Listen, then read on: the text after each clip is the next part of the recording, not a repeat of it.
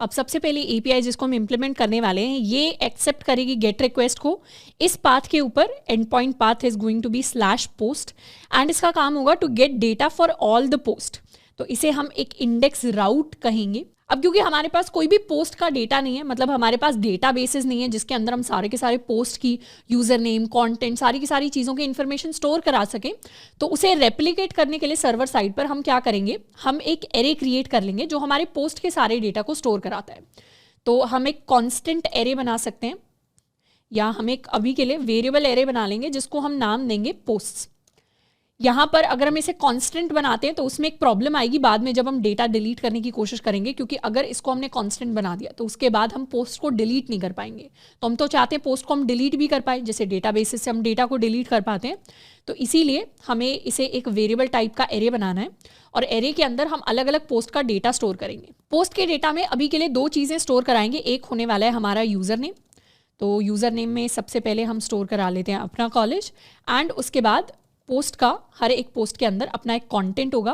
तो कंटेंट के अंदर हम स्टोर करवा सकते हैं आई लव कोडिंग, इस तरीके से कुछ।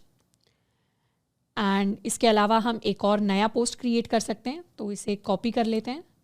यहाँ पर हम यूज़र नेम लिख सकते हैं श्रद्धा खापरा, एंड कुछ भी हम कंटेंट के अंदर लिख सकते हैं hard work is important to achieve success.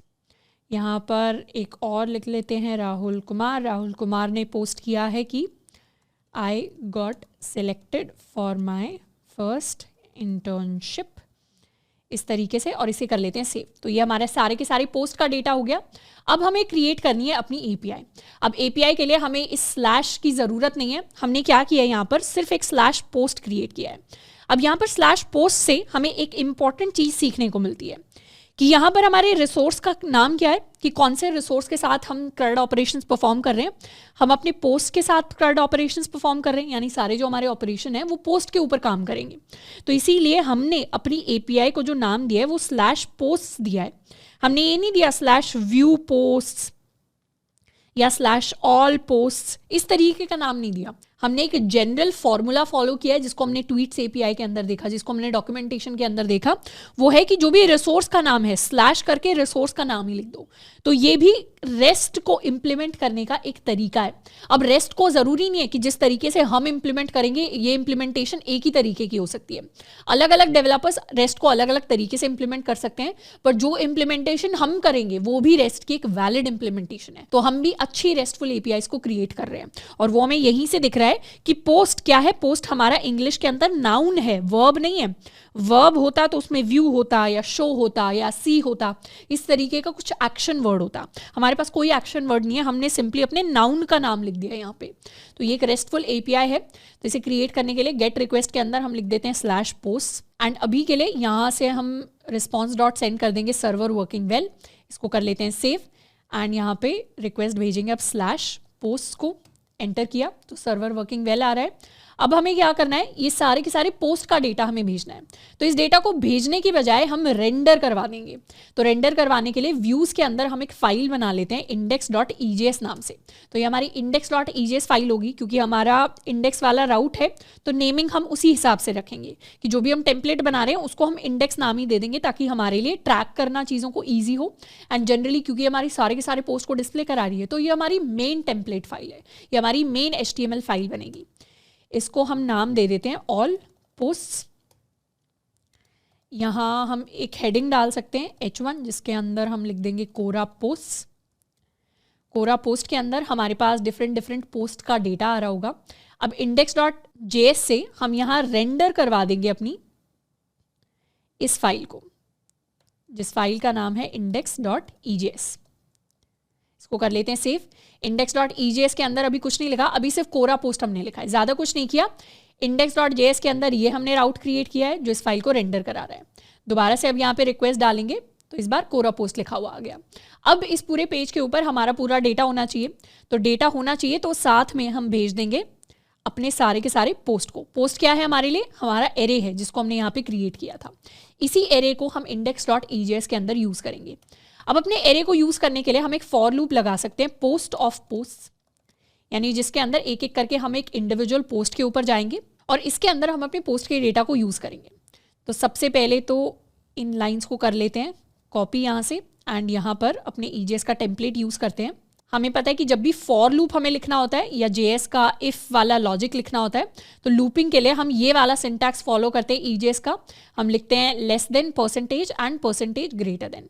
तो यही सेम फॉर्मेट हम यहाँ पर फॉलो करेंगे। इसको कर लिया कॉपी, इसको कर लिया पेस्ट, सेव कर लिया। अब हर एक पोस्ट के लिए हम एक डिव बना लेंगे। हर इंडिविजुअल डिव के अंदर हमारे पूरे के पूरे पोस्ट का डेटा आने वाला है। पोस्ट के डेटा में हम अपनी एक H3 हेडिंग क्रिएट कर सकते हैं जिसमें हम यूज़र नेम लिखेंगे।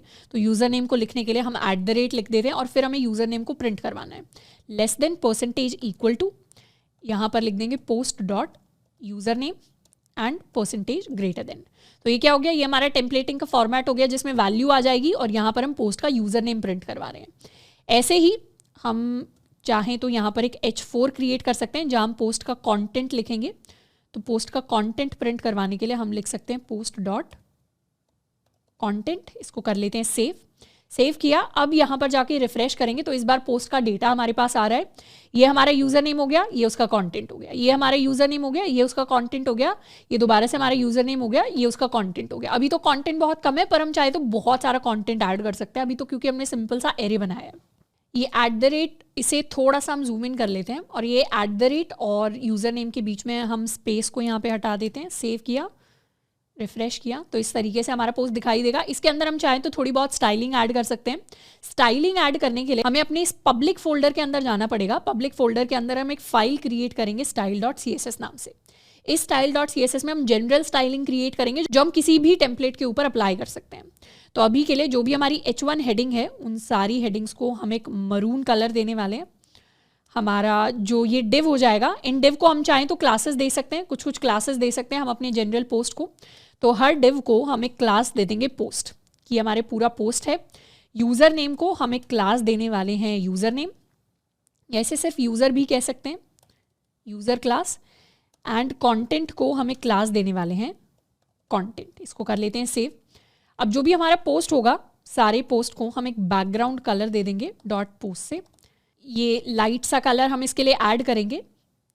एंड इसके अलावा हम चाहते हैं कि जो सारे के सारे हमारे यूज़र नेम है ये इटैलिक हो जाए, मतलब थोड़े से स्टाइलिंग में चेंज हो जाए। तो हर एक यूज़र के लिए हम फॉन्ट स्टाइल को सेट कर देंगे टू इटैलिक।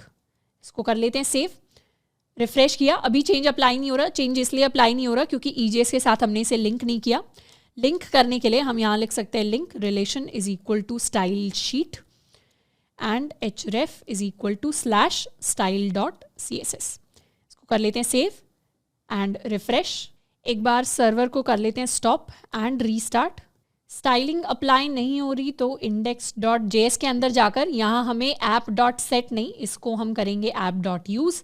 इसको कर लेते हैं सेव एंड रिफ्रेश। तो इस बार क्या हुआ, हमारी स्टाइलिंग अप्लाई हो गई। एंड इस तरीके से कोरा का हमारा पेज बन गया जिसके ऊपर हमारे सारे के सारे पोस्ट हमें दिखाई दे रहे हैं।